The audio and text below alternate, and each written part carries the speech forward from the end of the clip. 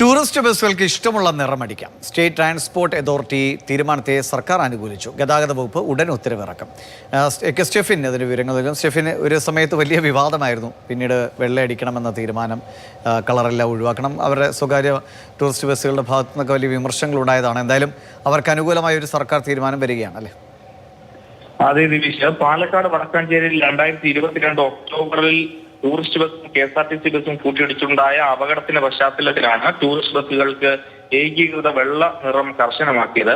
5 വിദ്യാർത്ഥികൾ ഉൾപ്പെടെ 9 പേരാണ് അന്നത്തെ അപകടത്തിൽ അവരുടെ ജീവൻ നഷ്ടമായത്. അതിന്റെ അടിസ്ഥാനത്തിലായിരുന്നു ആ തീരുമാനമൊക്കെ തന്നെ വന്നത്.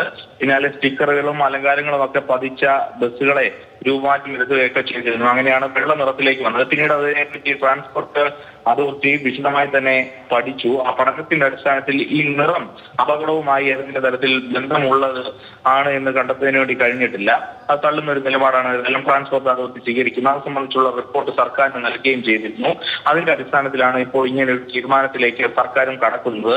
ഉടൻ തന്നെ ഇത് സംബന്ധിച്ചുള്ള ഒരു ഉത്തരവ് ഇറങ്ങും. അതായത് വെള്ള നിറം മാറ്റാമെന്നൊരു ഉത്തരവിറങ്ങും. അതോടുകൂടി ഇപ്പോൾ നിലവിലുള്ള ടൂറിസ്റ്റ് ബസ്സുകൾക്ക് വെള്ള നിറമാണ്, അത് മാറ്റി ഇഷ്ടാനുസരണമുള്ള നിറങ്ങൾ പഴയതുപോലെ തന്നെ നൽകാമെന്നൊരു തീരുമാനത്തിലേക്ക് ഇപ്പോൾ ഏതായാലും സർക്കാർ എത്തിച്ചേരാൻ പോകുന്നു.